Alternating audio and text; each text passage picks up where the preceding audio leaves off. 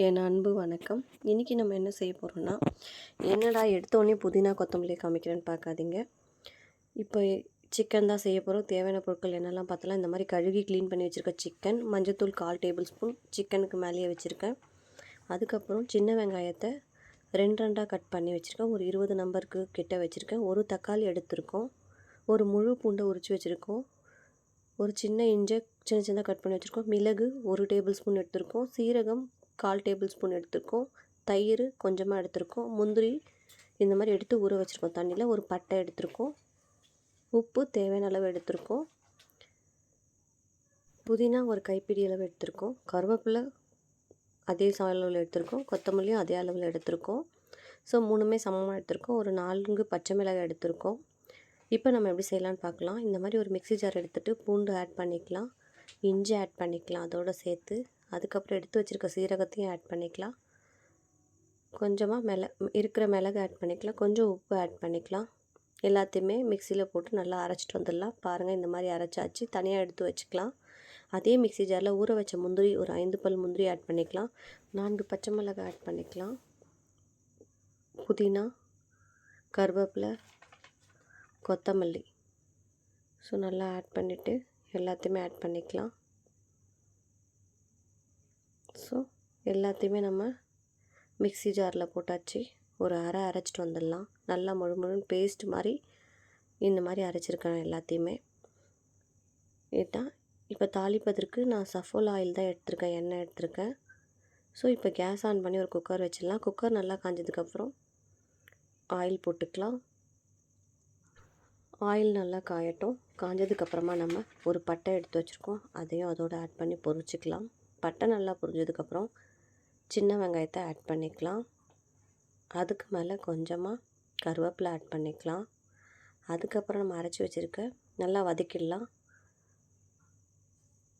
நல்லா வதக்கினதுக்கப்புறம் அரைச்சி வச்சுருக்க இஞ்சி பூண்டு பேஸ்ட்டு, மிளகு, சீரகம் எல்லாம் போட்டு அரைச்சிருக்கோம், அதையும் ஆட் பண்ணிக்கலாம்.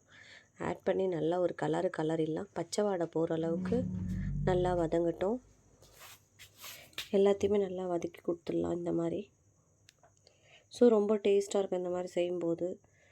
ஒரு மாதிரி கலர்ஃபுல்லாக இருக்கும். க்ரீன் கலரில் நேச்சுரலாக செய்ய போகிறோம். ஒரு தக்காளி ஆட் பண்ணிக்கலாம். தக்காளியும் நல்லா வதக்கிடலாம். நம்ம எந்த ஒரு கலரும் சேர்க்காம பச்சை நிறத்தில் தான் செய்ய போகிறோம். நம்மளுடைய சிக்கனை க்ரீன் சிக்கன் தான் செய்ய போகிறோம். அரியாலி சிக்கன் சொல்லுவாங்க. இது ரொம்ப டேஸ்ட்டாக இருக்கும். இதோடு சேர்ந்து நம்ம கழுவி க்ளீன் பண்ணி வச்சுருக்க சிக்கன், மஞ்சத்தூள் எல்லாமே ஒன்றா ஆட் பண்ணியிருக்கோம். ஸோ எல்லாத்தையுமே ஒரு கலரிடலாம். நல்லா மிக்ஸ் பண்ணிடலாம். நல்லா மிக்ஸ் பண்ணதுக்கப்புறம் ஸோ நம்ம எடுத்து வச்சுருக்க